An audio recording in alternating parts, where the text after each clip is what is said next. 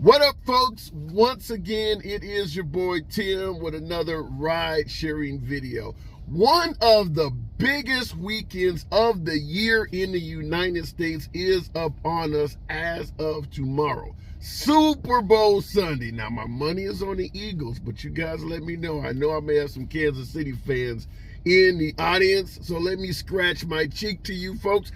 Nevertheless, getting to the actual topic, there is a host of Uber and Lyft drivers going on strike to protest wages, protest conditions, lack of safety, lack of concern for our well-being from the ride-sharing companies in a major metropolitan area. Check this out. Uber and Lyft drivers are on strike, and they tell Channel 11 they have had enough. We have carjackings, we have attacks on drivers, and we have no resources. They are calling for more safety protections and better pay. Channel 11's Liz Kilmer shares their call for help and how this may impact you this weekend.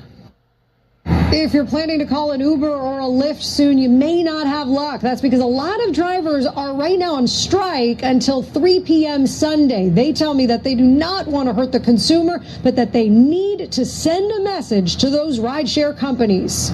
We work long hours. We work at the airport very late. We take people from the bars that are inebriated. Mike O'Connor, a driver for Uber and Lyft, says it's a job with increasing challenges. Now he and many fellow drivers are going on strike until 3 Sunday afternoon. We're asking that our riders refrain from using the app. We're trying to send a message to Uber and Lyft. They want better safety measures. They bought their own dash cams, saying the rideshare companies don't provide them and don't do enough to screen riders. We get trip requests for people that put rigatoni as their name. Okay, we have to have my real name on the app. The customer does not. You could put fork and we're supposed to be picking you up. That's unacceptable. Come on. Their other fight is for better pay, claiming in recent months the companies made a change to the apps. Mike says previously there was more of a set rate for miles and minutes on the road, but now they can't make sense of how their cut is calculated. While we were there, 2 drivers were notified of the same ride for different rates. The pricing I got was $15.11. And the price I got for the same one is $16.91. So you have a difference there of $1.80 between 2 drivers. And no explanation as to why. Right. The drivers say they're struggling to keep up with expenses. It's making it very difficult out here to make a decent living. Liz Kilmer, Channel 11 News. So why do Uber and Lyft drivers continue going on strike? I've said it in numerous videos that yours truly, your humble correspondent, I do not believe strikes work worth a damn.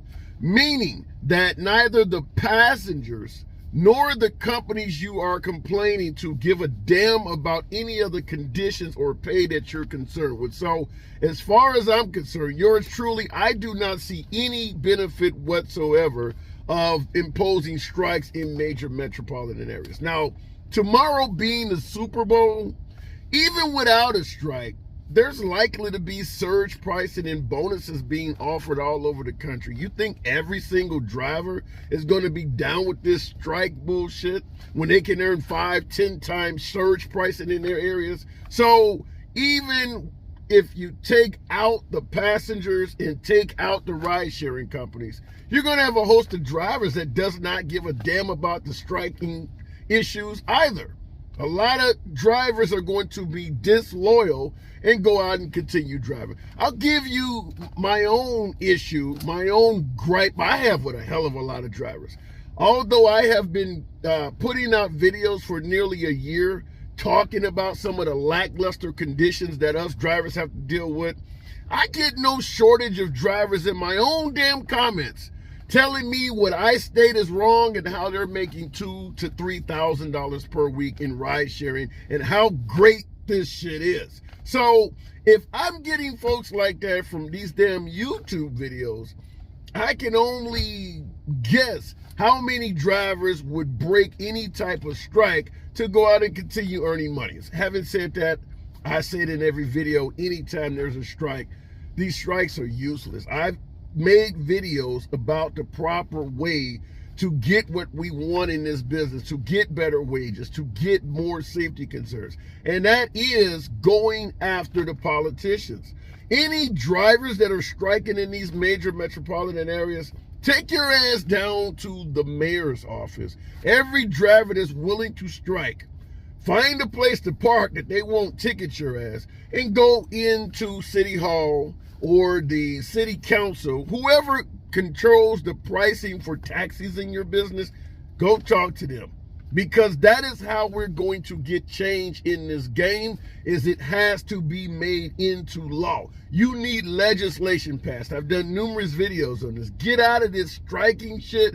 It is useless. I've been a rideshare driver off and on since 2014, in between jobs and things like that. We were going on strike back in 2016, 2017, when the prices first started dropping, when the fares started dropping, when they started putting all this ride sharing and putting multiple passengers in your car and shit like that.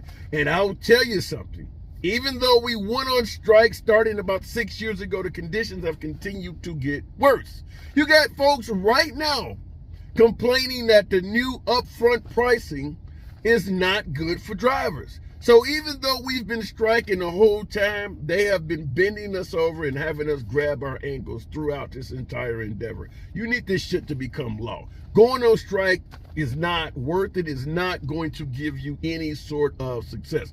Now, the number one issue, you see the woman in the video talking about shit like she's asking the riders to refrain from using the app.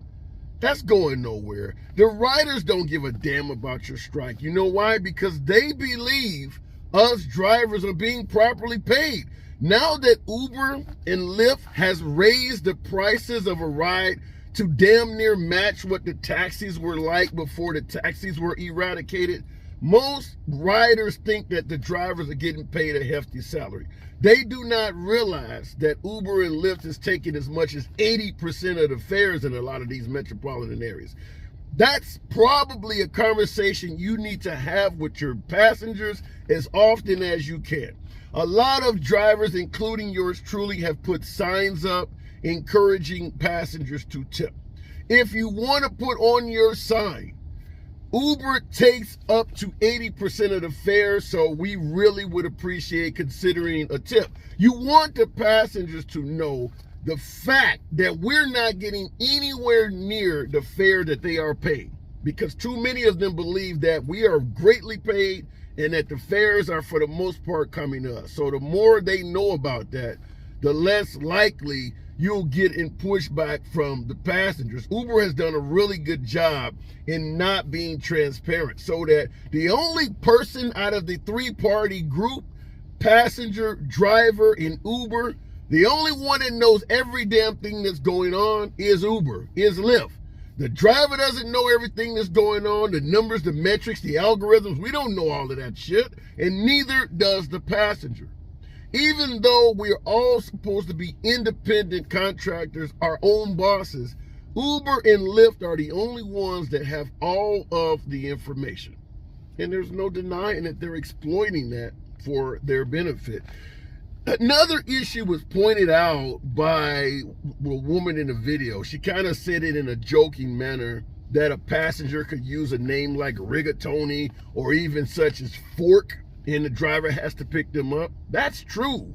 As ridiculous as that sounds, I've picked up passengers named Slim and shit like that.